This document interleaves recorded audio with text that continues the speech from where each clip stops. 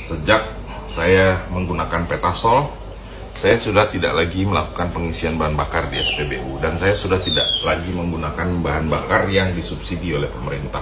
Sosok Hemkorner Caniago, pria di Banjarnegara viral stop pakai BBM bersubsidi, pilih pakai Petasol. Upaya mengurangi ketergantungan pada bahan bakar bersubsidi mulai dilakukan sebagian masyarakat dengan beralih ke energi alternatif. Salah satunya dengan menggunakan Petasol, bahan bakar hasil olahan sampah plastik yang kini mulai dimanfaatkan untuk kebutuhan sehari-hari. Menurut Hemkorner Caniago, pria asal Banjarnegara, ia sudah berhenti menggunakan bahan bakar minyak bersubsidi sejak mengenal Petasol. Sejak saya rutin menggunakan Petasol, saya sudah tidak lagi membeli BBM subsidi di SPBU. Setiap hari kebutuhan kendaraan bisa dipenuhi dengan bahan bakar ini, kata Hemkorner kepada Kompas.com, Rabu, 10 September 2025. Hemkorner menjelaskan, Petasol diproduksi dari sampah plastik yang diolah melalui mesin khusus.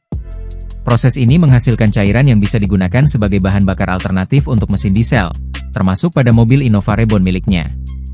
Menurutnya, pemanfaatan Petasol bukan hanya membantu dirinya lebih mandiri secara energi, tetapi juga menjadi solusi dalam mengurangi tumpukan sampah plastik yang sulit terurai. Selama ini kan sampah plastik jadi masalah lingkungan. Dengan cara ini, sampah bisa kita ubah jadi energi yang bermanfaat, ucapnya.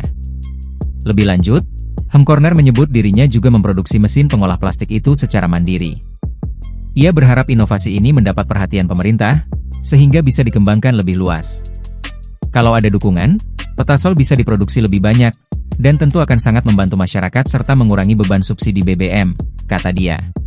Download Tribun X sekarang, menghadirkan lokal menjadi Indonesia.